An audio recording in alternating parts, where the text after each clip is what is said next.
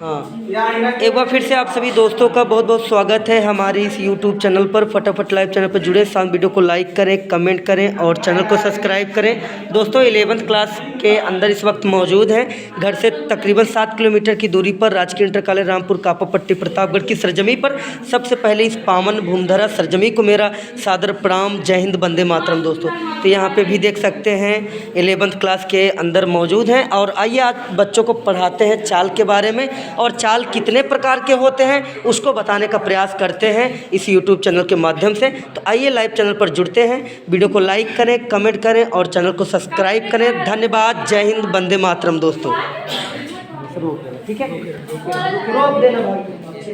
पढ़ते हैं कि एक समान चाल क्या होता है, असमान चाल क्या होता है, ताक्षणिक चाल क्या होता है, इसके बाद औसत चाल क्या होता है। एक एक करके बारी बारी से आज हम लोग जानने वाले हैं। चलिए समझते हैं एक समान चाल।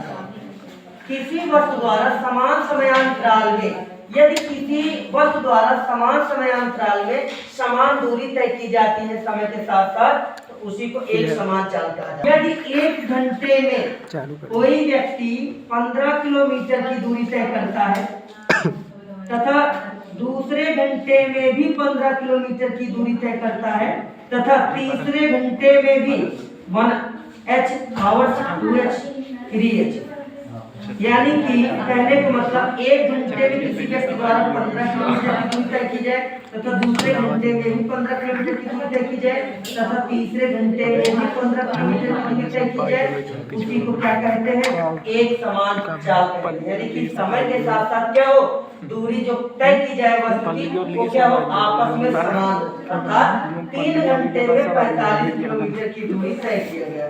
जैसे मैं 1 घंटे में 15 किलोमीटर गया तथा दूसरे घंटे में भी 15 किलोमीटर गया तथा तीसरे घंटे में भी 15 किलोमीटर गया, तो जो हमने चाल यानी कि जो दूरी तय किया समय के साथ साथ क्या है, समान है। यानी पहले घंटे में भी 15 किलोमीटर, दूसरे घंटे में भी 15 किलोमीटर और तीसरे घंटे में भी 15 किलोमीटर, उसी को एक समान चाल कहा जाता है।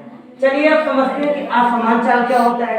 असमान चाल का मतलब होता है कि जैसे मैं पहले घंटे में 15 किलोमीटर की दूरी तय किया तथा दूसरे घंटे में मैं 30 किलोमीटर की दूरी तय किया तथा दूसरे घंटे में 30 किलोमीटर की दूरी तय किया और तीसरे घंटे में 54 किलोमीटर की दूरी तय किया, इसी को असमान चाल कहा जाता है। यानी कि समय के साथ साथ हमने क्या किया, जो दूरी तय किया वो क्या किया, अलग अलग किया, इसी को क्या कहा जाता है, असमान चाल कहा जाता है। जैसे 1 घंटे में 1h आवर्स 15 किलोमीटर, फिर दूसरे घंटे में भी हमने यहाँ पे 30 किलोमीटर की दूरी तय किया तथा तीसरे घंटे में हमने यहाँ पे 54 किलोमीटर की दूरी तय किया।